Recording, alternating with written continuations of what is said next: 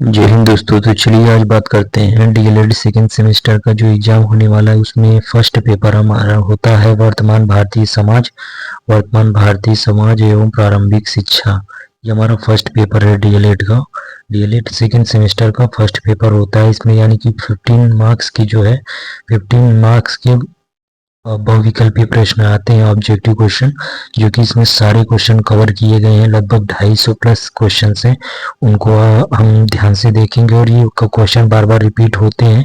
यही सारे क्वेश्चन, इन्हीं सारे क्वेश्चंस में से आपको ज़्यादातर क्वेश्चन मिल जाएंगे। आपका 50 नंबर फिक्स हो सकता है।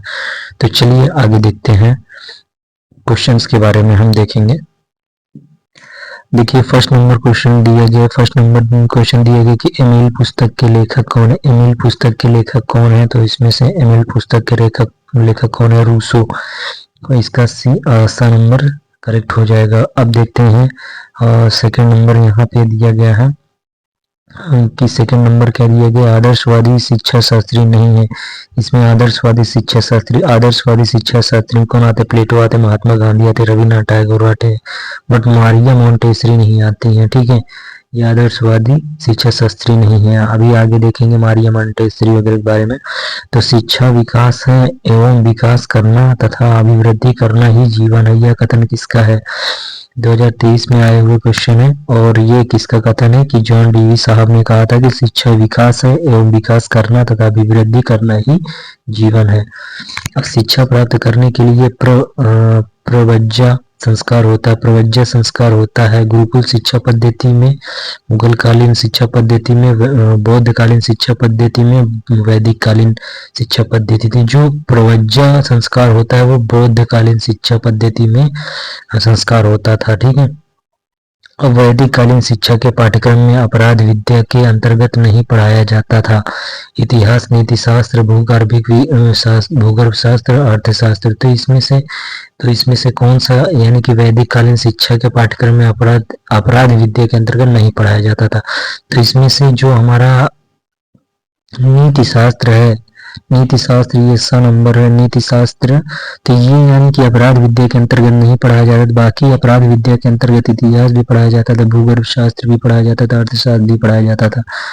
ठीक है, अब आगे नेक्स्ट क्वेश्चन देखते हैं। 6 नंबर, वर्धा में अखिल भारतीय राष्ट्रीय शिक्षा सम्मेलन आयोजित हुआ था। कहाँ, कब हुआ था? वर्धा कहाँ है? ये आप जानते हैं, महाराष्ट्र में वर्धा। और ये अखिल भारतीय राष्ट्रीय शिक्षा सम्मेलन आयोजित हुआ था। कब आयोजित हुआ था? तो इसका करेक्ट आंसर हो जाएगा 1937 में। ए नंबर इसका आंसर हो जाएगा। चलिए आगे देखते हैं। आगे क्वेश्चन देखते हैं 7th नंबर पे। मुगल काल में उच्च शिक्षा के केंद्र थे। मुगल काल में उच्च शिक्षा के केंद्र क्या थे? मकतब थे कि दरगाहें थी, मदरसे थे, खानकाहें थे? तो मकतब जो है उच्च शिक्षा के केंद्र थे। ठीक है, अब बाल देवो भव यह शैक्षिक विचारधारा किसकी थी? बाल देवो भव यह शैक्षिक विचारधारा किसकी थी? फ्रॉबेल की, गिज्जू भाई बधेगा की, रूसो की, जॉन डीवी की? तो आप जानते हैं गिज्जू भाई बधेगा। ये बाल देवो भव, बालक को देव के समान मानते थे। ठीक है, देवताओं के समान। विश्व पृथ्वी दिवस कब मनाया जाता है? आप जानते हैं 22 अप्रैल को मनाया जाता है। युग धर्म कहा जाता है, युग धर्म कहा जाता है परिवर्तनमान मूल्यों को और दोनों यानी कि शाश्वत मूल्यों को परिवर्तन हो। तो इसमें से करेक्ट आंसर और बार दोनों हो जाएगा, क्योंकि परिवर्तनमान मूल्यों को और शाश्वत मूल्यों को दोनों को युग धर्म कहा जाता है। दिवा स्वप्न पुस्तक के लेखक है गिज्जू भाई बधेका, महात्मा गांधी, स्वामी विवेकानंद, सर्वपल्ली राधाकृष्ण। तो इसके गिज्जू भाई बधेका हो जाएंगे दिवा स्वप्न पुस्तक के लेखक। ठीक है, आगे नेक्स्ट क्वेश्चन देखते हैं। नेक्स्ट क्वेश्चन देखेंगे, संविधान में किस भाषा को राजभाषा का दर्जा मिला है? राजभाषा कौन सी है? राजभाषा हिंदी है। राष्ट्रभाषा हमारी हिंदी नहीं है। हमारी जो हिंदी है वो क्या है? राजभाषा है। आप गौर से देखिए, ध्यान से, राजभाषा क्या है? हमारी हिंदी है। और राष्ट्रभाषा कोई भी हमारी नहीं है। दूरवर्ती शिक्षा को कहते हैं पत्राचार शिक्षा, दूरस्थ शिक्षा भी कहते हैं। तो इसका सा नंबर सही हो जाएगा। और शिक्षा एक द्विमुखी प्रक्रिया। द्विमुखी प्रक्रिया किसने कहा था? एडम्स ने। ठीक है, अब त्रिमुखी वाला भी देखेंगे हम। एडम्स ने क्या कहा था? द्विमुखी। लोकतंत्र जनता के लिए, जनता के द्वारा, जनता की शासन व्यवस्था, किसने कहा था? अब्राहम लिंकन ने। नंबर इसका सही हो जाएगा। आदर्शवाद का श्रेष्ठ योगदान किस क्षेत्र में है? आदर्शवाद का श्रेष्ठ योगदान किस क्षेत्र में है? तो इसका करेक्ट आंसर क्या हो जाएगा? उद्देश्य में। ठीक है। आदर्शवाद के प्रमुख प्रवर्तक कौन कौन से हैं? आदर्शवाद के कौन कौन से प्रवर्तक है? अभी हमने देखा, जैसे पीछे हमने देखा था, तो प्लेटो भी है इसमें, सुकरात भी है, और कांट है, हीगल है, और बर्कले। ये करेक्ट आंसर हो जाएगा द नंबर। भारत की पहली सवाक फिल्म कौन थी? सवाक। भारत की पहली सवाक यानी कि जो मूक नहीं थी, मतलब बोलने वाली सवाक, तो पहली बोलती फिल्म जिसको बोलते हैं, तो वो कौन सी थी? आला मारा थी। ठीक है। अब बौद्धकालीन शिक्षा में उपसंपदा संस्कार कितने वर्ष में होता था? बौद्धकालीन शिक्षा संपदा उपसंपदा संस्कार कितने वर्ष में होता था? तो 20 वर्ष में होता था। ठीक है। नेक्स्ट क्वेश्चन देखते हैं कि वह शिक्षा वह है जो जीवन को संपूर्ण सत्ता के साथ सामंजस्य से स्थापित करने की शक्ति होती है। यह विचार किसका है? एडिसन का है, स्वामी विवेकानंद का, रविन्द्रनाथ टैगोर का, कि महात्मा गांधी का? तो इसका करेक्ट आंसर सा हो जाएगा। स्वामी विवेकानंद ने कहा था कि शिक्षा वह है जो जीवन को संपूर्ण सत्ता के साथ सामंजस्य स्थापित करने की शक्ति होती है। निम्नलिखित में से, नेक्स्ट क्वेश्चन देखते हैं कि निम्नलिखित में से कौन सा दूरस्थ शिक्षा के अंतर्गत नहीं आता है? इसमें व्यक्ति अपने ही स्थान पर सीखता है, इसमें संचार माध्यमों का प्रयोग होता है, इसमें शिक्षा कक्षा के वातावरण से दी जाती है, इसमें समय व स्थान का बड़ा महत्व होता है। इसमें समय व स्थान का कोई महत्व नहीं होता है, और ये दूरस्थ शिक्षा के अंतर्गत मतलब नहीं आता है, क्योंकि इसमें दूरस्थ शिक्षा में आप दूर रहकर यानी कि जो शिक्षा यानी कि प्राप्त करते हैं, तो उसको दूरस्थ शिक्षा कहते हैं, डिस्टेंस लर्निंग जिसको बोलते हैं। इसमें समय व स्थान का महत्व है, तो इसमें क्या होता है? समय और स्थान का महत्व होता है, लेकिन दूरस्थ शिक्षा के अंतर्गत नहीं आता है। तो इसमें यानी कि समय व स्थान का महत्व रहेगा, दूरस्थ शिक्षा में नहीं रहता है। तो इसका द नंबर इसका करेक्ट हो जाएगा। ठीक। आगे नेक्स्ट क्वेश्चन देखते हैं। गांधी जी ने बालकों को शिक्षा प्रदान करने के लिए कितने शिक्षण पद्धतियों का पर बल दिया था? तो इसका करेक्ट आंसर जो हो जाएगा 4 हो जाएगा। अब प्राथमिक शाला में भाषा शिक्षा नामक पुस्तक किसने लिखी थी? प्राथमिक शाला में भाषा शिक्षा, ये बुक है। प्राथमिक शाला में भाषा शिक्षा नामक पुस्तक किसने लिखी है? प्राथमिक शाला में भाषा शिक्षा, गिज्जू भाई बधेका। प्राथमिक शाला में भाषा शिक्षा नामक पुस्तक किसने लिखी थी? गिज्जू भाई बधेका ने, गिज्जू भाई। ठीक है। आगे नेक्स्ट क्वेश्चन देखते हैं। शिक्षा में आत्म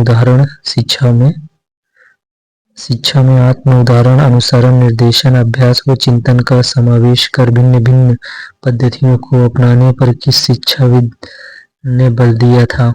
तो किस शिक्षाविद ने? राधाकृष्णन ने, डॉक्टर राधाकृष्णन ने बल दिया था। ठीक है। वैदिक शिक्षा का प्रमुख संस्कार था। वैदिक शिक्षा का प्रमुख संस्कार कौन सा?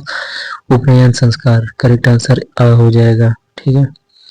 उपनयन संस्कार। प्राचीन काल में उच्च शिक्षा प्रदान की जाती थी। घर परिवार में, मठों में, नदियों के किनारे, राष्ट्रकुलों में, किसमें? राष्ट्रकुलों में। उच्च शिक्षा किनको मिलती थी?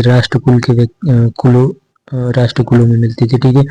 उड़ का आज्ञा पत्र प्रकाशित कब प्रकाशित हुआ? 1835, 19 जुलाई 1854 ईस्वी में। करेक्ट आंसर हो जाएगा। राधाकृष्णन आयोग की संस्तुतियां संबंधित थी उच्च शिक्षा से, प्राथमिक शिक्षा से, माध्यमिक शिक्षा से, की तकनीकी शिक्षा से? तो उच्च शिक्षा से राधाकृष्णन आयोग की संस्तुतियां संबंधित थी। करेक्ट आंसर इसका हो जाएगा 28 का।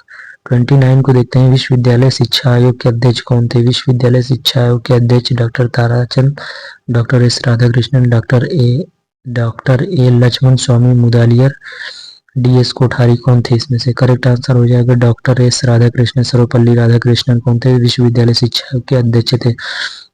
नेक्स्ट देखते हैं। परिवार शिक्षा का सर्वोत्तम स्थान है और बालक का प्रथम विद्यालय है, यह कथन किसका है? रूसो का है, जॉन डीवी का है, पेस्टोलॉजी का है, किन्नन का है? तो इसका करेक्ट आंसर हो जाएगा ब नंबर, पेस्टोलॉजी। परिवार शिक्षा का सर्वोत्तम स्थान है किस और बालक का प्रथम विद्यालय है। किसने कहा था? पेस्टोलॉजी ने। संगमरमर के पत्थर का 31 नंबर क्वेश्चन देखते हैं इसमें कि संगमरमर के पत्थर का जो महत्व मूर्तिकार के लिए है वही महत्व आत्मा के लिए शिक्षा का है। किसने कहा था? ये कहा था एडिसन साहब ने। संगमरमर के पत्थर का जो महत्व मूर्तिकार के लिए है वही महत्व आत्मा के लिए शिक्षा का एडिसन ने कहा था। चलिए नेक्स्ट क्वेश्चन 32 देखते हैं। 32 में बताया गया है कि वर्तमान समय में शिक्षा के कौन कौन से रूप प्रचलित हैं? औपचारिक, निरौपचारिक, अनौपचारिक, तीनों होगा करेक्ट आंसर इसका। और औपचारिक, अनौपचारिक और निरौपचारिक। 33 देखते हैं। अब निम्न में से शिक्षा के औपचारिक साधन कौन नहीं है? औपचारिक साधन कौन नहीं है? विद्यालय है, परिवार है, पुस्तकालय है, संग्रहालय। कौन नहीं है इसमें? तो परिवार जो है औपचारिक साधन नहीं है। ठीक है, ये परिवार है, आप जानते हैं परिवार से। आगे आगे नेक्स्ट क्वेश्चन देखते हैं। 34 क्वेश्चन देखते हैं कि निम्न में से अनौपचारिक साधन कौन कौन है? अनौपचारिक परिवार समाज, अनौपचारिक परिवार समाज, धर्म समुदाय, राज्य, चलचित्र, टीवी, ग्रुप सभी। तो ये सभी किसमें आते हैं? अनौपचारिक में। औपचारिक मतलब नहीं है। राज्य, चलचित्र, टीवी, धर्म समुदाय, ये सब क्या है? अनौपचारिक साधन है।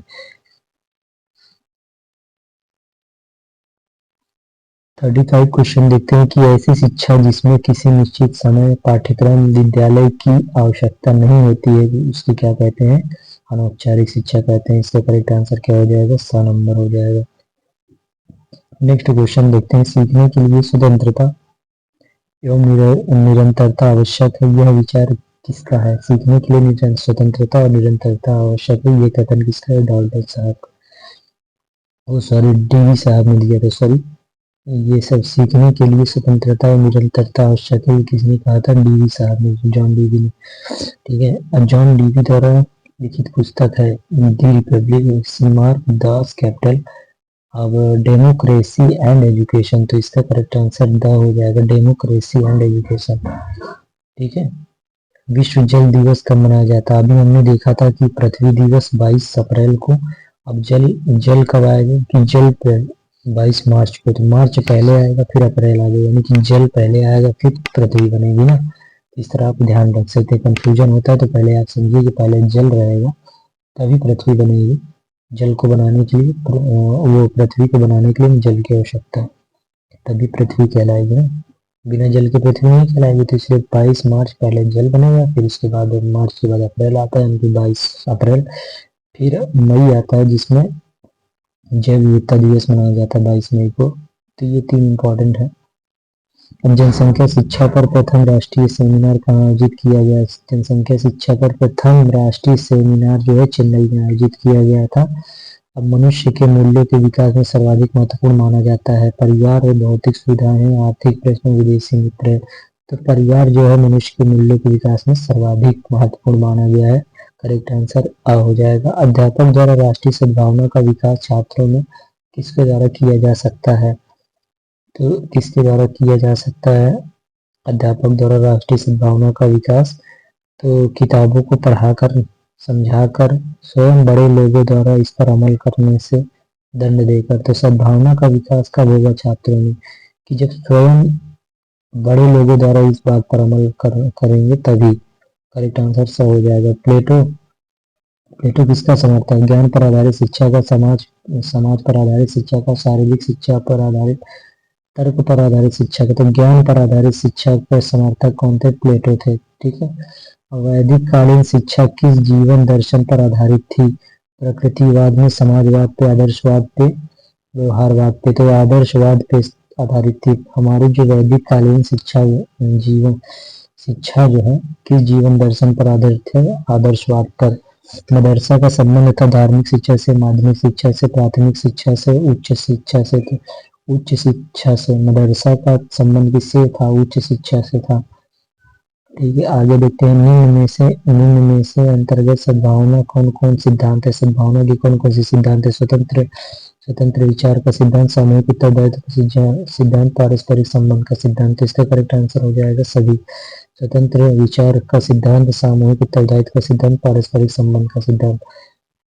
शिक्षा का कार्य उत्तम उत्तम नैतिक चरित्र का विकास करना किस शिक्षा शास्त्री का विचार है? अरस्तु, सुकरात, प्लेटो, हर्बर्ट। तो किसका है? हर्बर्ट का। चलिए आगे नेक्स्ट क्वेश्चन देखते हैं। शिक्षा अर्थपूर्ण एवं नैतिक प्रक्रिया है, अतः यह कल्पना नहीं की जा सकती कि वह उद्देश्य विहीन है। किस शिक्षा शास्त्री का विचार है?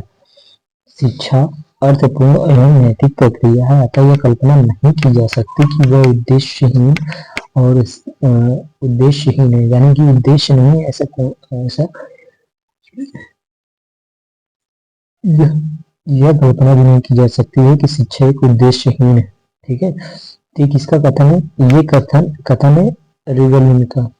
रिवेलिन ने कहा था। ठीक है, आप ये कथन बहुत ज्यादा इंपॉर्टेंट है। मेरा उद्देश्य बालक के मस्तिष्क को ज्ञान से सजाना नहीं है, वरन उसे यह भी सिखाना है कि वह जब भी आवश्यक हो ज्ञान का प्रयोग कर सके। किस शिक्षा शास्त्री का कथन है? ये किसका कथन है? रूसो का। ठीक है, आगे देखते हैं नेक्स्ट। ज्ञान वह पंख है जिसकी सहायता से हम स्वर्ग की प्राप्ति कर सकते हैं। यह किसका कथन है? यह कथन है शेक्सपियर का। ज्ञान के पंख, ध्यान रखिए, शेक्सपियर। समाज विहीन व्यक्ति कोरी कल्पना है। समाज विहीन व्यक्ति जो है, समाज विहीन व्यक्ति कोरी कल्पना है।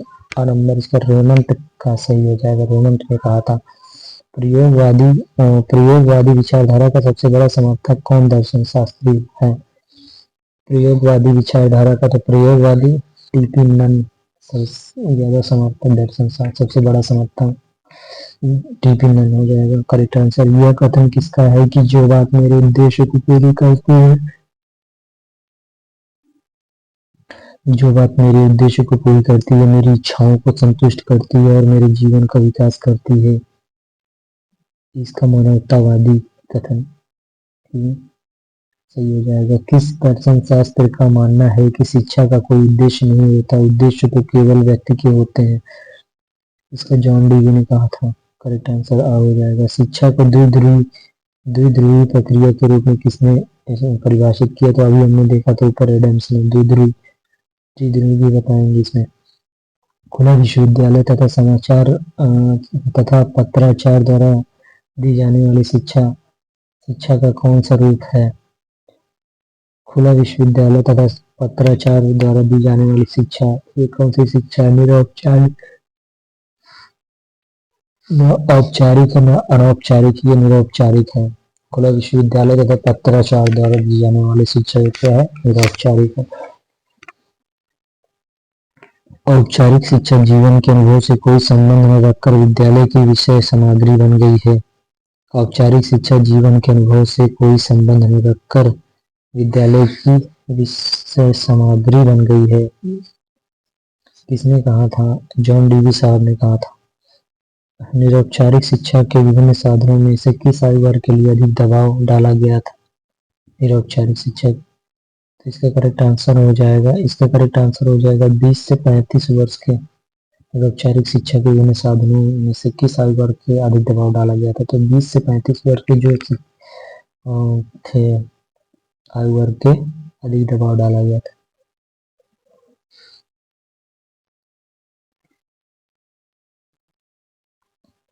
आगे नेक्स्ट क्वेश्चन देखते हैं कि राष्ट्रीय एकता मुख्यतः निर्भर है। राष्ट्रीय एकता मुख्यतः निर्भर है जातिवाद पर, प्रांतीयता पर कि सांप्रदायिकता पर? तो इसका करेक्ट आंसर हो जाएगा इनमें से कोई नहीं।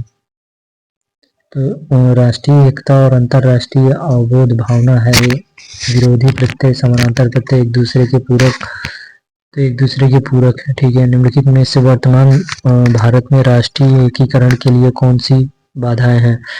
राष्ट्रीय एकीकरण के लिए यानी कि सभी बाधाएं, जैसे जातिवाद हो गया, प्रांतीयता हो गया, सांप्रदायिकता हो गया। ठीक है, राष्ट्रीय एकीकरण का अर्थ, राष्ट्रीय एकीकरण का क्या अर्थ है? सभी भारतीयों को एक जैसा बनाना, भारतीयों में से सांस्कृतिक भिन्नताओं को स्वीकार करना, सभी भारतीयों को किसी एक संप्रदाय का समर्थक बनाना, सभी भारतीयों को एक जैसी पोशाक पहनाना। तो इसका करेक्ट आंसर कौन हो जाएगा? ब नंबर हो जाएगा। भारतीयों को करेक्ट आंसर क्या हो जाएगा? भारतीयों में सांस्कृतिक भिन्नताओं को स्वीकार करना, तो राष्ट्रीय एकीकरण का अर्थ देता है। ठीक है, नेक्स्ट क्वेश्चन देखते हैं कि राष्ट्रीय एकीकरण के लिए राष्ट्रीय एकता सम्मेलन ने शिक्षा के कौन कौन से उद्देश्य बताए हैं? शिक्षा के कौन कौन से उद्देश्य बताए हैं कि छात्रों को देश के विभिन्न पहलुओं का ज्ञान कराना, छात्रों को स्वतंत्रता प्राप्ति से संबंधित विशेष बातों से अवगत कराना, समस्त जातियों, संप्रदायों एवं राज्यों में मेल पैदा करने वाली लिखाई पढ़ाई को प्रोत्साहन देना। प्रयुक्त सभी, तो इसका करेक्ट आंसर उपयुक्त सभी हो जाएगा। आगे देखते हैं, अंतर्राष्ट्रीय सद्भावना के विकास के लिए सबसे महत्वपूर्ण संस्था का नाम कौन सा? United Nation Education, Scientific and Cultural Organisation सबसे महत्वपूर्ण संस्था का नाम है अंतर्राष्ट्रीय सद्भावना विकास के लिए। कौन सा? United Nation Education, Scientific and Cultural Organisation. आगे नेक्स्ट क्वेश्चन देखते हैं, निम्न में से अंतर्राष्ट्रीय सद्भावना के विकास के लिए शिक्षा के कौन कौन से उद्देश्य हैं? शिक्षा के कौन कौन से उद्देश्य हैं? विश्व में एक साथ रहने के लिए आवश्यक बातों का ज्ञान प्रदान करना, सभी राष्ट्रीयताओं, संस्कृतियों एवं प्रगतियों के व्यक्तियों में समान समझने के लिए भावना का सृजन करना, विश्व समाज के निर्माण के लिए मूल्यों का विकास करना। तो करेक्ट आंसर सभी हो जाएगा। नंबर, अगस्ट काम्टे किस देश के दार्शनिक थे? अगस्ट काम्टे किस देश में? फ्रांस के थे। स्कूल और समाज, स्कूल एंड सोसाइटी पुस्तक किस दार्शनिक द्वारा लिखी गई? School and society, John Dewey. बालक के प्रथम 6 वर्ष में माँ के घुटने उसका विद्यालय है, किसका कथन है?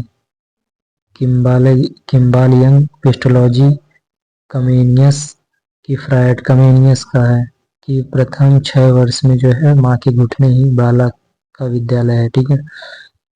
नैन्सी कैटी के अनुसार विद्यालय का शैक्षिक कार्य नहीं है।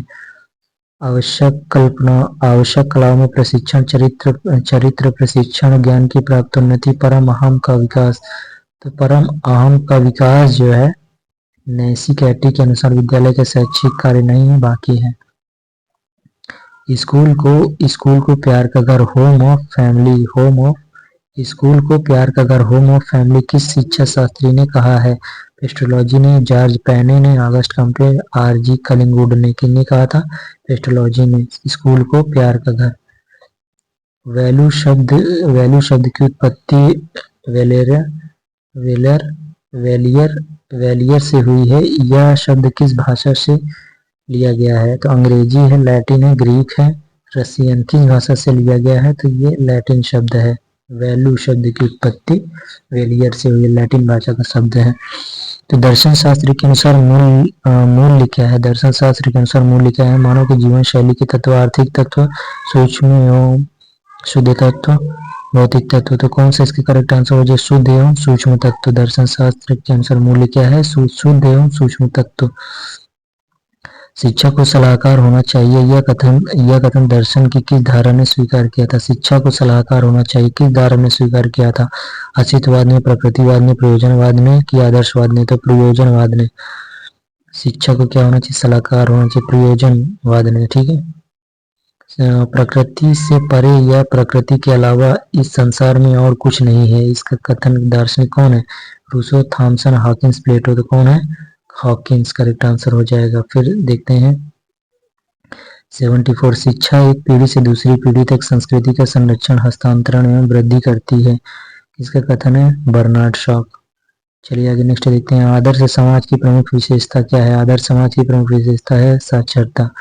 साक्षरता रहेगी तभी आदर्श समाज होगा। ठीक है। बच्चे के समाजीकरण का आद्य व्यक्ति है, बच्चे के समाजीकरण का आद्य व्यक्ति है, शिक्षा का पिता है, माता है, धर्मोपदेश। तो कौन है? माता माने गए हैं। ठीक है। मूल्य अंतर्द्वंद को समाप्त करने की सर्वोत्तम विधि है, भाषण है, स्पष्टीकरण है, विचार विमर्श है, प्रश्नोत्तर। तो करेक्ट आंसर क्या हो जाएगा? स्पष्टीकरण। मूल्य अंतर्द्वंद को समाप्त करने के लिए स्पष्टीकरण जरूरी है। चलिए आगे देखते हैं नेक्स्ट क्वेश्चन 78, पुरुषार्थ चतुष्ट के अंतर्गत कौन सा मूल्य नहीं आता है? अर्थ है, काम है, अधर्म है, सत्य है। तो कौन सा नहीं आएगा? सत्य। किसने कहा था कि समाजीकरण एवं व्यक्तिकरण एक ही प्रक्रिया के दो पहलू हैं? रेमंड रॉस, नन मकाइवर। किसने कहा था? मकाइवर ने कहा था कि समाजीकरण एवं व्यक्तिकरण एक ही प्रक्रिया के दो पहलू हैं। नेक्स्ट क्वेश्चन देखते हैं, विद्यालय समाज का लघु रूप है, ये कथन किसका है? डीवी साहब ओटावे का, थॉमसन का, ब्राउन का। तो किसने कहा था? डीवी साहब ने कहा था कि विद्यालय समाज का लघु रूप है। प्रकृतिवाद का श्रेष्ठ योगदान शिक्षा के किस क्षेत्र में है? उद्देश्य, पाठ्यक्रम, शिक्षण विधि, अनुशासन। तो कौन सा इसका करेक्ट आंसर हो जाएगा? शिक्षण विधि। प्रकृतिवाद का श्रेष्ठ योगदान शिक्षण विधि के क्षेत्र में। ठीक है।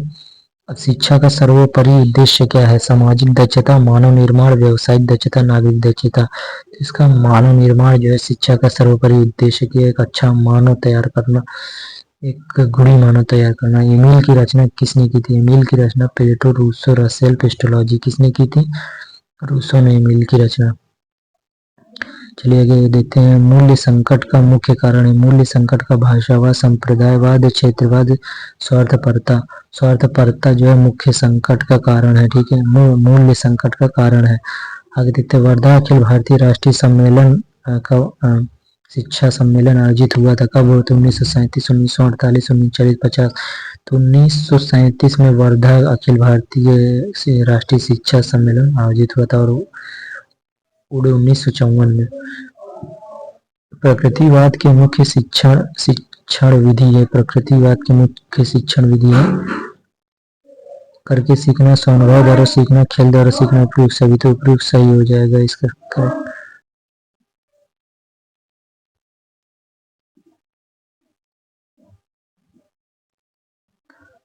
देखिए, डेमोक्रेसी एंड एजुकेशन पुस्तक के लेखक, democracy 88 number, democracy and education पुस्तक के लेखक हैं रॉबेल है, जॉन डीवी है, रूसो है, मारिया मॉन्टेसरी। कौन है इसके? John Dewey. Democracy and education पुस्तक के लेखक जॉन डीवी है।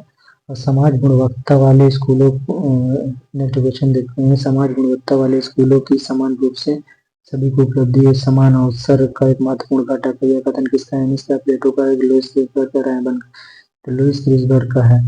अनिवार्य प्राथमिक शिक्षा का प्रावधान संविधान के किस अनुच्छेद में है? अनुच्छेद 45 में है। ठीक है, अनिवार्य शिक्षा। नेक्स्ट देखते हैं। जनसंख्या शिक्षा आवश्यक है जीवन स्तर एवं गुणवत्ता बढ़ाने के लिए। इसका करेक्ट आंसर हो जाएगा। राष्ट्रीय जनसंख्या नीति की घोषणा की गई। राष्ट्रीय जनसंख्या नीति की घोषणा कब की गई? 16 अप्रैल 1976। करेक्ट आंसर इसका हो जाएगा।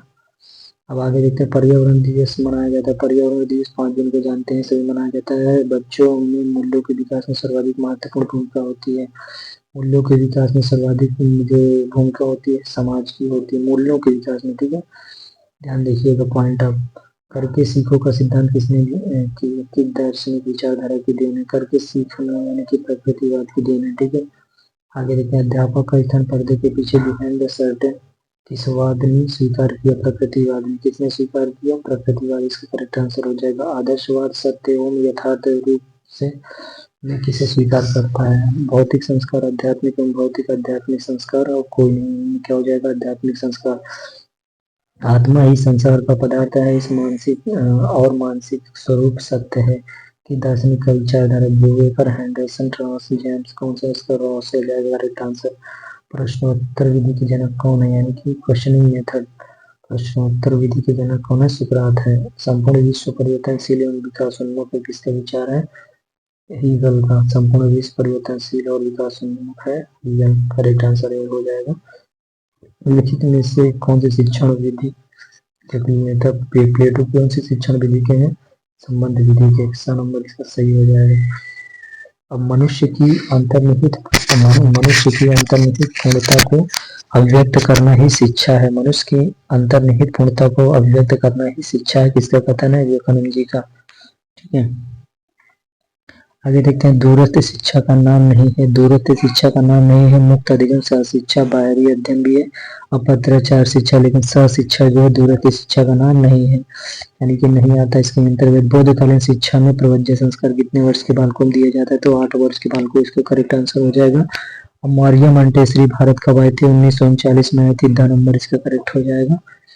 जनसंख्या शिक्षा में सबसे अधिक उत्तरदायित्व तो है अभिभावकों का है, शिक्षकों का है और राष्ट्रों का है, समाज और राष्ट्र का है। तो अभी हमने देखा था कि मूल्यों में अगर पूछेगा कि मूल्य शिक्षा में सबसे अधिक उत्तरदायित्व समाज का है, लेकिन अगर जनसंख्या शिक्षा में पूछेगा तो शिक्षकों का सबसे अधिक उत्तरदायित्व है।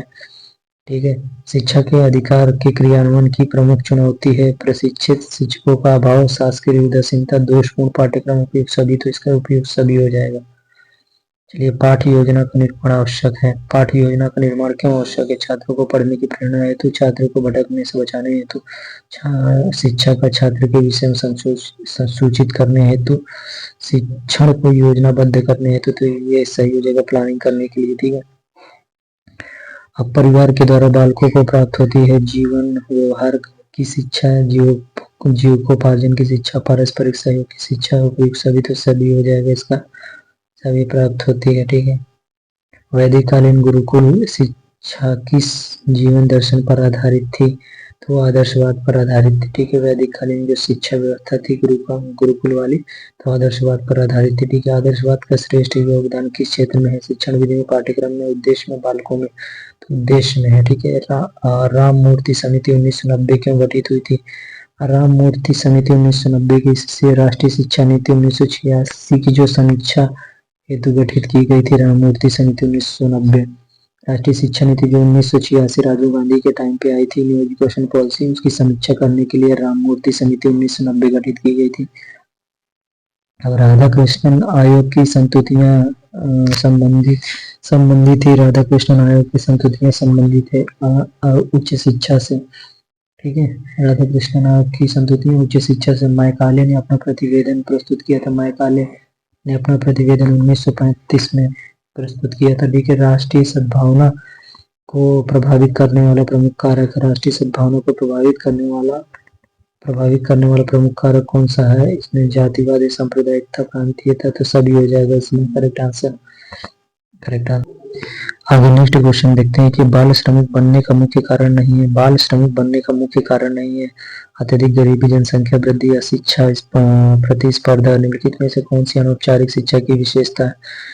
तो ये इस पहले ये देखते हैं ये 16 नंबर कि बाल श्रमिक बनने का मुख्य कारण नहीं है, अत्यधिक गरीबी भी है, जनसंख्या वृद्धि भी है, शिक्षा प्रतिस्पर्धा नहीं होगा। इसमें करेक्ट आंसर द हो जाएगा। निम्नलिखित में से कौन सी अनौपचारिक शिक्षा की विशेषता है? अनौपचारिक शिक्षा की विशेषता कौन सी इसमें से?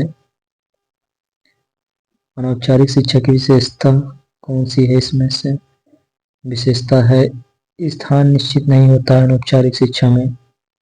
ठीक है, सही बात है। स्वतंत्रता होती है, सही बात है। समय निश्चित नहीं होता है कोई भी, ये स्थान और समय निश्चित नहीं होता है, वो अनौपचारिक शिक्षा होती है। अब समझिए इसको।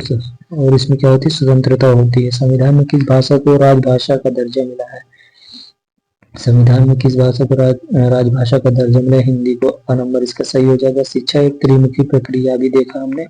ठीक, किसने कहा था? जॉन डीवी साहब ने। और एडिसन साहब ने कहा था कि शिक्षा क्या द्विमुखी है, अभी हमने देखा था ऊपर कि। और शिक्षा शब्द का शाब्दिक अर्थ है अंतर्निहित शक्तियों का विकास, बहिर्मुखी शक्तियों का विकास, शारीरिक विकास करना। इसमें से कोई नहीं हो जाएगा करेक्ट आंसर, इसका द नंबर हो जाएगा, कोई भी नहीं है इसका शिक्षा का। शिक्षण के 3 केंद्र बिंदु: अध्यापक, बालक और पाठ्यक्रम। विषय अध्यापक, शामपठ पुस्तकें, बालक और अध्यापक, बालक पर बालिका और अध्यापक। नंबर अध्यापक, बालक और पाठ्यक्रम, यानी कि टीचर, शिक्षक त्रिमुखी जो डीवी साहब ने बताया था। देखिए ये त्रिमुखी ऐसे बनाइए, और इधर क्या करिए? टीचर हो गया, इधर क्या हो गया? स्टूडेंट हो गया इससे, और ये क्या हो गया? सिलेबस, पाठ्यक्रम। ठीक है, तो ये त्रिमुखी प्रक्रिया शिक्षण के 3 केंद्र बिंदु है। ठीक, शिक्षण के रोचक और प्रभावी बना देती है। शिक्षण को रोचक और प्रभावी बना दे चित्रण कला, शिक्षा में प्रयुक्त युक्तियां और विज्ञान और लेखन की कला। तो शिक्षण में प्रयुक्त युक्तियां जो होती हैं वो शिक्षण को प्रभावी बना देती हैं। अब शिक्षा एक प्रक्रिया है जिसके द्वारा बालक अपनी जन्मजात शक्तियों को अभिव्यक्त करता है। ये कथन है जॉन डीवी का, फ्रॉबेल का, रूसो का, मॉन्टेसरी का। किसका है? फ्रॉबेल का। शिक्षा एक प्रक्रिया है जिसके द्वारा बालक अपनी जन्मजात शक्तियों को अभिव्यक्त करता है, फ्रॉबेल का कथन है। निःशुल्क मनवार शिक्षा अधिकार अधिनियम पारित हुआ था। कब पारित हुआ? तो ये 2009 में पारित हुआ था, निःशुल्क मनवार शिक्षा अधिनियम। राष्ट्रीय जनसंख्या नीति का मुख्य उद्देश्य था राष्ट्रीय जनसंख्या नीति का मुख्य उद्देश्य था कि पाठ्य पुस्तकों के माध्यम से संतान वृद्धि को रोकने के उपाय बताना, प्रौढ़ों को जनाधिक्य के बारे में जागृत करना, एड्स का नियंत्रण करना, जनसंख्या वृद्धि को प्रभावी ढंग से रोकना। तो करेक्ट क्या आंसर हो जाएगा? प्रौढ़ों को जनाधिक्य के बारे में जागृत करना था, ये राष्ट्रीय जनसंख्या नीति का उद्देश्य था। जो प्रौढ़ लोग हैं उनको जनाधिक्य के बारे में यानी कि जनसंख्या के बारे में, बढ़ती जनसंख्या के बारे में जागृत करना। पर्यावरण संरक्षण अधिनियम कब आया था? 1986। करेक्ट आंसर हो जाएगा सा नंबर इसका। शिक्षा एक त्रिध्रुव प्रक्रिया, यह कथन है किसका है? जॉन डीवी साहब का। सा नंबर इसका सही हो जाएगा। फ्रॉबल द्वारा प्रतिपादित शिक्षण पद्धति है। फ्रॉबल के द्वारा प्रतिपादित शिक्षण पद्धति क्या? किंडरगार्टन, हस्तकला, बाल उद्यान और फिल्म प्रोजेक्टर। किंडरगार्टन। फ्रॉबल द्वारा प्रतिपादित शिक्षण किंडरगार्टन पद्धति किसके द्वारा प्रतिपादित है? किंडरगार्टन और फ्रॉबल के द्वारा किंडरगार्टन पद्धति। जनसंख्या का यांत्रिक साधन है। जनसंख्या का यांत्रिक साधन क्या है? सॉरी, जनसंचार का यांत्रिक साधन है। टेलीविजन भी है, कंप्यूटर भी है, टेप रिकॉर्डर भी है, सभी हो जाएगा इसका। रूढ़िवादिता तथा निरक्षरता गंभीर समस्या है। प्रौढ़ों के, बालकों की, बालिकाओं की, दिव्यांगों की किसकी है? रूढ़िवादिता, निरक्षरता गंभीर समस्या प्रौढ़ों की। करेक्ट आंसर हो जाए परोपकार, सत्यनिष्ठा, क्षमाशीलता उदाहरण है किसका है? सामाजिक मूल्य का उदाहरण है। ठीक है, करेक्ट आंसर हो जाएगा। वैदिक साहित्य में प्रयुक्त शिक्षा पद शब्द का आशय है। वैदिक साहित्य में प्रयुक्त शिक्षा शब्द का आशय है क्या हो जाएगा? विद्या भी है, बोध तथा विनय, ज्ञान भी है, सभी हो जाएगा इसका करेक्ट आंसर। वैदिक कालीन शिक्षा का प्रमुख उद्देश्य था। वैदिक कालीन शिक्षा का प्रमुख उद्देश्य क्या था? निर्वाण की प्राप्ति। प्रमुख उद्देश्य। वैदिक शिक्षा का प्रमुख संस्कार कौन सा था? उपनयन संस्कार। करेक्ट नंबर हो जाएगा आ नंबर। प्राथमिक शिक्षा प्रारंभ होती है। प्राथमिक शिक्षा शैशवावस्था, किशोरावस्था से, बाल्यावस्था से और युवावस्था से, बाल्यावस्था से प्रारंभ होती है। शिक्षा स्वस्थ शरीर में स्वस्थ मस्तिष्क का निर्माण करती है। यह कथन किसका है? कथन किसका नंबर का है? स्वामी विवेकानंद जी का। शिक्षा का प्रमुख उद्देश्य है। शिक्षा का प्रमुख उद्देश्य क्या है? सर्वांगीण विकास। करेक्ट आंसर हो जाएगा इसका। बालक का मस्तिष्क कोरी स्लेट की तरह है। कोरी स्लेट की तरह किसका कहना है? रूसो का। मदरसों में शिक्षा का माध्यम था। मदरसों में शिक्षा का माध्यम क्या था? फारसी था। मदरसों में शिक्षा का माध्यम, मदरसा क्या होता था? जो शिक्षा संस्थान होता था। ठीक है। वैदिक कालीन शिक्षा संबंधित है रामायण से, कुरान से, वेदों से, बाइबल से। तो किससे है? वेदों से। किंडरगार्टन प्रणाली की जन्मदाता फ्रॉबेल थे। नंबर इसका सही हो जाएगा। पांडिचेरी में किस महान शिक्षा शास्त्री ने आश्रम की स्थापना की थी? पांडिचेरी में श्री अरविंद घोष ने शिक्षा शास्त्री ने आश्रम की स्थापना की थी। करेक्ट आंसर इसका द नंबर हो जाएगा। फिर देखते हैं कामेंद्रियों, ज्ञानेंद्रियों व पढ़ने लिखने की शिक्षा, इन तीनों भागों में शिक्षण पद्धति को विभाजित किया मॉन्टेसरी ने, डाल्टन ने, फ्रॉबेल ने, रूसो ने। किसने विभाजित किया? मॉन्टेसरी ने। ठीक है। शिक्षा के सार्वभौमिकरण हेतु आवश्यक है सुविधाओं की सर्वसुलभता, सर्वव्यापी नामांकन, स्वायत्त का सर्वव्यापीकरण, सभी योजना नहीं, सभी नहीं होगा इसका करेक्ट आंसर। करेक्ट आंसर सुविधाओं की सर्व सुलभता होगा। शिक्षा के सार्वभौमिकरण हेतु आवश्यक सुविधाओं की सर्वसुलभता हो जाएगा। चलिए आगे नेक्स्ट देखते हैं। नई शिक्षा नीति 1986 में समाज के विभिन्न वर्गों को शिक्षा में समान सहभागिता हेतु बदल दिया गया। अनुसूचित जातियों की शिक्षा, स्त्रियों की समानता हेतु शिक्षा, अनुसूचित तथा विकलांगों की शिक्षा को सभी। तो इसका करेक्ट आंसर हो जाएगा सा नंबर। अनुसूचित तथा विकलांगों की शिक्षा। मूल्य के आदर्श, विश्वास या मानक हैं जिन्हें समाज या समाज के अधिकांश सदस्य ग्रहण किए हुए होते हैं। इसका करेक्ट आंसर हो जाएगा सा नंबर ट्रेकर। आगे देखते हैं नेक्स्ट क्वेश्चन। शिक्षा में प्रयोजनवाद के जन्मदाता है। शिक्षा में प्रयोजनवाद के जन्मदाता कौन है? William James. प्रयोजनवाद के जन्मदाता। सर्वोत्तम शिक्षा वही है जो संपूर्ण दृष्टि से हमारे जीवन का सामंजस्य स्थापित करती है। सर्वोत्तम शिक्षा वही है जो संपूर्ण दृष्टि से हमारे जीवन का सामंजस्य स्थापित करती है। किसने कहा था? रविन्द्रनाथ टैगोर। करेक्ट आंसर बा हो जाएगा। गिज्जू भाई बधेका ने बालकों को संज्ञा दी थी, बालकों को बाल देवो की संज्ञा दी थी। या नंबर सही हो जाएगा। पब्लिक स्कूलों के विकास में जो प्रमुख बाधा संविधान प्रावधानों की क्रियान्वित के जिस क्षेत्र में आई है वह क्या है? शैक्षिक अवसरों की समानता। करेक्ट आंसर हो जाएगा। बुनियादी शिक्षा किस दार्शनिक से संबंधित है? बुनियादी शिक्षा महात्मा गांधी से संबंधित है। घर पर दी जाने वाली शिक्षा, घर पर दी जाने वाली शिक्षा है। घर पर दी जाने वाली शिक्षा कौन सी अनौपचारिक शिक्षा हो जाएगा? करेक्ट आंसर इसका प्रोजेक्ट पद्धति की दर्शन की प्रमुख विधि मानी जाती है। प्रोजेक्ट पद्धति प्रकृतिवाद। प्रोजेक्ट पद्धति की दर्शन की प्रकृतिवाद की मूल प्रवृत्ति सिद्धांत की दर्शन पर आधारित है। मूल प्रवृत्ति सिद्धांत प्रकृतिवाद पर आधारित है। मकतब शब्द किस स्तर की शिक्षा से संबंधित है? मकतब प्राथमिक स्तर से। मकतब प्राथमिक स्तर से।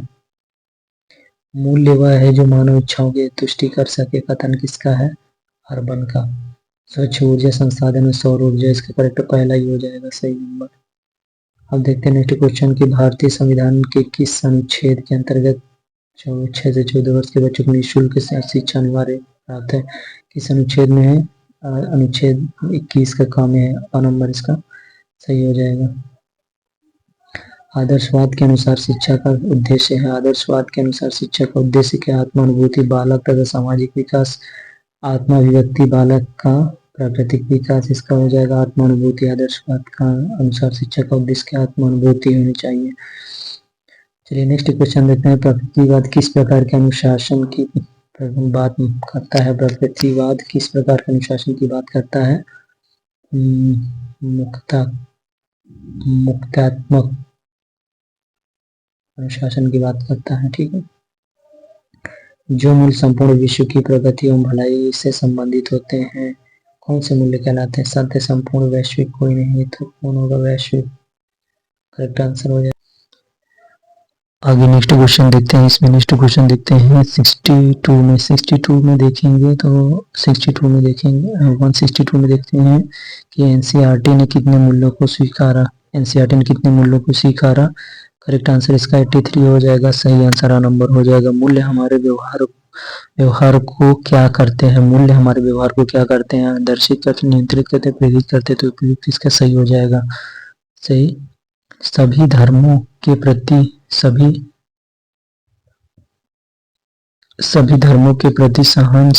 सहनशील अध्ययन को प्रोत्साहित करने का सुझाव किसने दिया था? वर्धा योजना, कोठारी आयोग, कामथ योजना। तो इसका सही आंसर हो जाएगा कोठारी आयोग। कोठारी आयोग ने क्या कहा था? सभी धर्मों के प्रति सहनशीलता अध्ययन को प्रोत्साहित किया था। 165 देते हैं। भावनाओं के विकास का संबंध मूल्य के किस पक्ष से होता है? भावनाओं के विकास का संबंध मूल्य के किस पक्ष से होता है? ज्ञानात्मक, मनोगत्यात्मक, भावात्मक। तो भावात्मक से करेक्ट आंसर हो जाएगा सही इसका। हमें उस शिक्षा की आवश्यकता है जिसके द्वारा चरित्र का निर्माण होता है, मस्तिष्क की शक्ति बढ़ती है, बुद्धि का विकास होता है और मनुष्य अपने पैरों पर खड़ा हो सकता है।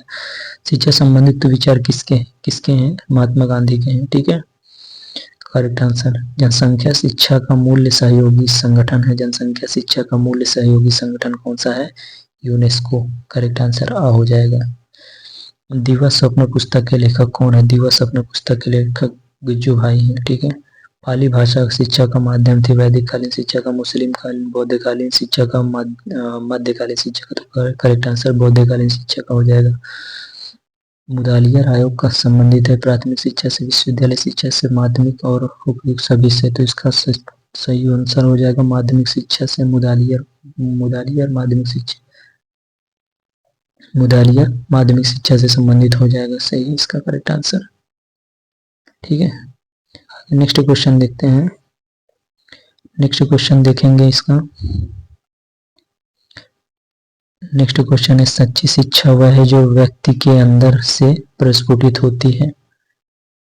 क्या है? सच्ची शिक्षा वह है जो व्यक्ति के अंदर से प्रस्फुटित होती है, वह अंतर्निहित शक्तियों की अभिव्यक्ति है। फ्रॉबेल, रूसो, मॉन्टेसरी, प्लेटो। किसका है? फ्रॉबेल के अनुसार सच्ची शिक्षा वह है जो व्यक्ति के अंदर से प्रस्फुटित होती है। किसने कहा था? फ्रॉबेल का कथन था। ठीक है, आगे देखते हैं। आधुनिक शिक्षा का जन्मदाता माना जाता है, आधुनिक शिक्षा का जन्मदाता मैकाले को माना जाता है। करेक्ट आंसर हो जाएगा। किंडरगार्टन से अभिप्राय, किंडरगार्टन से अभिप्राय क्या है? बच्चों का घर, बाल उद्यान, बच्चों का खेल का मैदान, बच्चों का कमरा, बाल उद्यान। किंडरगार्टन फ्रॉबेल, फ्रॉबेल ने दिया था बाल उद्यान। गिज्जू भाई शिक्षा को मानते थे, गिज्जू भाई शिक्षा को क्या मानते थे? पाठ्यचर्या केंद्रित, बाल केंद्रित, शिक्षा केंद्रित, समाज केंद्रित। तो गिज्जू भाई क्या मानते थे? बाल केंद्रित शिक्षा को मानते थे। ठीक है, बाल केंद्रित। महिला समाख्या योजना कब से लागू हुई थी? महिला समाख्या योजना 1988 से लागू हुई थी। अनिवार्य एवं निःशुल्क शिक्षा व्यवस्था की गई, अनिवार्य एवं निःशुल्क शिक्षा व्यवस्था कब से की गई? 1968 से भी और 1986 से भी। 1968 में जब आई थी तो इंदिरा गांधी थी, और 1986 में जब आई थी तो राजीव गांधी के समय। ठीक है, संचार साधनों में अन्य 3 से भिन्न है। Computer, tape recorder, Doordarshan, close circuit television. तो इसका करेक्ट आंसर टेप रिकॉर्डर हो जाएगा। संचार नहीं हो पाएगा, 3 से भिन्न है मतलब।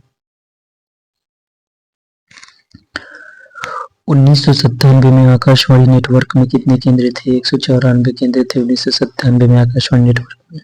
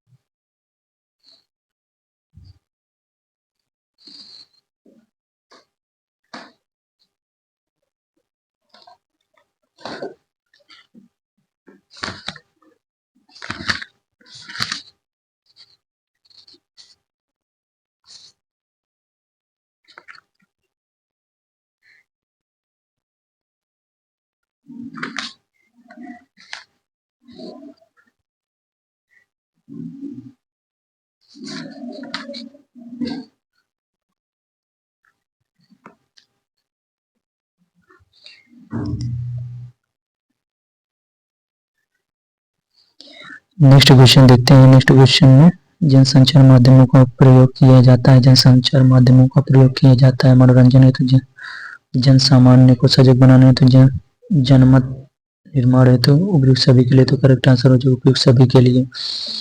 ठीक है, भारत में प्रसारण की शुरुआत सर्वप्रथम कहाँ हुई थी? भारत में प्रसारण की शुरुआत सर्वप्रथम कहाँ हुई थी? प्रसारण बम्बई एवं कलकत्ता में। बच्चे के समाजीकरण का आद्य व्यक्ति है? शिक्षक है, पिता है, माता है, धर्मोपदेशक है। करेक्ट आंसर कौन सा हो जाएगा इसका? माता हो जाएगा। बच्चे के समाजीकरण का आद्य व्यक्ति। विद्यालय और समुदाय के मध्य सशक्त संबंध होने चाहिए, क्योंकि शिक्षा को वास्तविक बनाने के लिए। करेक्ट आंसर द हो जाएगा इसका। शिक्षा में अवसर की समानता का अर्थ है, शिक्षा में अवसर की समानता का अर्थ कौन सा? सभी छात्रों को शिक्षा प्राप्त करने के समान अवसर प्राप्त करना। 2 नंबर इसका सही हो जाएगा। चलिए आगे नेक्स्ट क्वेश्चन देखते हैं। शिक्षा में अवसर की समानता के पीछे क्या विचार निहित है?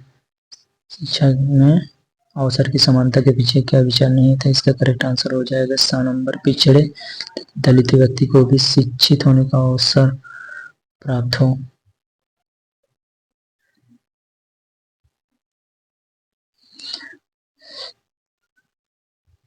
चलिए आगे देखते हैं कि राज्य विशिष्ट रूप से कमजोर और वर्ग के शैक्षिक व आर्थिक हितों को ध्यान में रखेगा, यह संविधान की धारा में वर्णित है।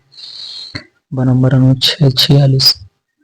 वर्तमान में बालकों के मूल्य विकास हेतु सबसे प्रभावी संचार कौन सा है? टीवी। मुस्लिम कालीन शिक्षा का उद्देश्य क्या है? मुस्लिम कालीन शिक्षा का उद्देश्य धर्म प्रचार करना, ज्ञान की प्राप्ति, भौतिक ऐश्वर्य की प्राप्ति। तो सही हो जाएगा। बिस्मिल्लाह संस्कार होता है, बिस्मिल्लाह संस्कार होता है 4 वर्ष 4 माह 4 दिन पर 4 वर्ष 4 दिन। शिक्षा का उद्देश्य नहीं है, शिक्षा का उद्देश्य नहीं है, शिक्षा का उद्देश्य नहीं चारित्रिक विकास, व्यवसायीकरण, ज्ञानार्जन, अंतर्निहित शक्तियों का विकास। इसका करेक्ट आंसर हो जाएगा व्यवसायीकरण। वैदिक कालीन शिक्षा व्यवस्था में, वैदिक कालीन शिक्षा व्यवस्था में शिक्षा सशुल्क थी, शिक्षा बड़े बड़े भावनाओं से होती थी। करेक्ट आंसर हो जाएगा शिक्षा पूर्ण रूप से निःशुल्क होती थी वैदिक कालीन शिक्षा व्यवस्था में। प्राचीन शिक्षण पद्धति विधियां थी, प्राचीन श्रवण मनन और निधिध्यासन। नंबर इसका सही हो जाएगा। बौद्ध शिक्षा का प्रमुख केंद्र था नालंदा, बौद्धकालीन शिक्षा का प्रमुख केंद्र था नालंदा हो जाएगा। इसका करेक्ट आंसर ब नंबर इसका करेक्ट आंसर हो जाएगा। ठीक है, अब देखते हैं भारत में आधुनिक शिक्षा का जन्मदाता कहा जाता है। भारत में आधुनिक शिक्षा का जन्मदाता कौन है? मैकाले। कहाँ है आधुनिक शिक्षा का? कोई नहीं इसमें दिया गया। चार्ल्स ग्रांट को बताया गया कि भारत में आधुनिक शिक्षा का जन्मदाता तो मैकाले है, लेकिन इसमें मैकाले ऑप्शन नहीं, तो चार्ल्स ग्रांट इसमें करेक्ट माना है ऐसा। चलिए आगे देखते हैं। छनाई का सिद्धांत, छनाई का सिद्धांत प्रतिपादित किया था, छनाई का सिद्धांत किसने प्रतिपादित किया था? मैकाले ने। आगे देखते हैं। भारत में पहली राष्ट्रीय शिक्षा नीति की घोषणा की गई थी 1968 में, आई थी इंदिरा गांधी के समय। ठीक है, प्लेटो ने अनुशासन के किस रूप का समर्थन किया था? प्लेटो ने अनुशासन के किस रूप का समर्थन किया था? दंडात्मक अनुशासन। चलिए आगे देखते हैं। आगे हम बात करते हैं नव विद्यालय को समस्त संचार का नहीं वरन समस्त मानव जाति का आदर्श लघु रूप होना चाहिए। यह किसने लिखा है? रेमंड ने, बालकृष्ण जोशी ने, टीपी नेनन ने और रॉस ने। किसने लिखा है? टीपी नेनन ने। चलिए अगर नेक्स्ट क्वेश्चन देखते हैं। स्कूल शब्द की उत्पत्ति, स्कूल शब्द की उत्पत्ति किस भाषा के शब्द से हुई है? लैटिन शब्द से हुई है। विद्यालय का अनौपचारिक कार्य चरित्र निर्माण और आध्यात्मिक स्वतंत्र का प्रशिक्षण देना है। ये कौन सा हो जाएगा? सत्य है। ठीक है, अब निम्नलिखित में से विद्यालय किन प्रकार के कार्य संपादित करता है? संरक्षण कार्य, निष्पक्ष कार्य, प्रगतिशील कार्य, उपयुक्त सभी। तो इसका करेक्ट उपयुक्त नहीं है, प्रगतिशील कार्य हो जाएगा। करेक्ट आंसर ब हो जाएगा इसका सही आंसर, प्रगतिशील कार्य। किसी राष्ट्र की उन्नति विधानसभाओं, व्यवसायों और कारखानों से नहीं बल्कि विद्यालय से होती है। यह कथन किसका है? यह कथन डॉक्टर राधाकृष्णन का। विद्यालय घर से शिक्षा का उत्तम स्थान होता है। ये क्या है? सत्य है। राज्य मुख्य रूप से शिक्षा का किस प्रकार का साधन है? राज्य मुख्य रूप से औपचारिक साधन है। नंबर इसका करेक्ट हो जाएगा।